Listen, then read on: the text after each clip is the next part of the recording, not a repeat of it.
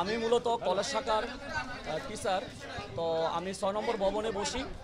হঠাৎ করে একটা বিকট শব্দ, আমি 6 নম্বর ভবন থেকে নেমে দেখি আমাদের স্কুল শাখার দোতলায় একটা ভবনে বিমান ক্র্যাশ করেছে। সাথে সাথে আমরা দিক বিদিক ছুটতে লাগলাম। ছুটে ফায়ার এক্সটিংগুইশার আনলো। আমরা দক্ষিণ পাশের কিছু গ্রিল, উত্তর পাশের 2টা গ্রিল ভেঙে বাচ্চাদেরকে উদ্ধার করছি। এবং বিমানটা এমন জায়গায় ক্র্যাশ করেছে যে সিঁড়ি রুম ছিল, সিঁড়ি রুম দিয়ে আসলে বের হওয়ার মতো অবস্থা ছিল না। এজন্য দক্ষিণ পাশ উত্তর পাশের যে রুমগুলো ছিল ওই রুমগুলোর বাচ্চাগুলো মোটামুটি সেফ ছিল।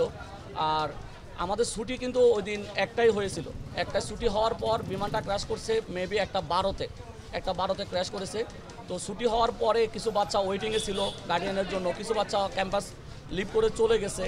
তো এই জন্য আসলে হতাহতের খবরটা আমরা এক্স্যাক্টলি বলতে পারতেছি না, এটা নিয়ে তদন্ত কমিটি গঠন করা হয়েছে আমাদের 6 সদস্য বিশিষ্ট। আমরা হয়তো তদন্ত কমিটির যে রিপোর্ট আসবে সেটা আপনারা জানতে পারবেন এটাই। আর আমরা আসলে অনেক মর্মাহত বিষয়টা নিয়ে। আমি এবং আমার এই যে মোস্তফা স্যার, আমরা দুজনেই ছিলাম। আপনারা হয়তো দেখবেন বিভিন্ন জায়গায় আমাদেরকে আমরা ছুটাছুটি করছিলাম। আমরা আসলে প্রাণপণ চেষ্টা করছিলাম কোমলমতি বাচ্চাগুলোকে বের করে নিয়ে আসার। ওদের চিৎকার চেঁচামেচি শুনে আমরা আসলে কি করব আমরা বুঝতে পারি নাই। আমরা তারপরও গ্রিল ভেঙে আমাদের সাথে আমাদের রোভার স্কাউট, বিএনসিসি ওরাও ছিল, হোস্টেলের বাচ্চারাও ছিল, যে যার মতো করে পারছে গ্রিল ভাঙা, গ্রিলের তালা ছিল উইন্ডোর মতো, তালা ভাঙা।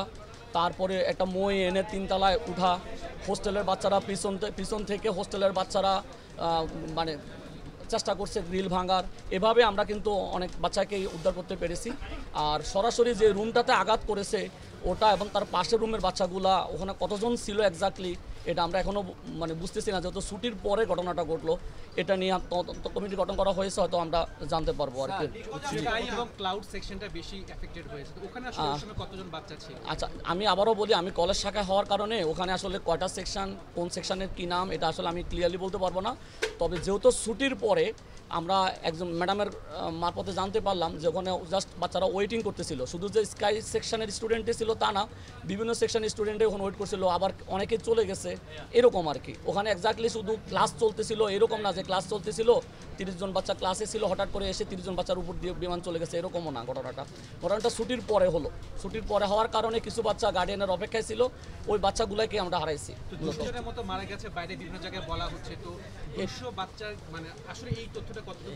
এই তথ্যটা আমি আসলে সঠিকভাবে বলতে পারবো না। এই তথ্যটা এরকম হওয়ার কথাও না, হওয়ার কথাও না।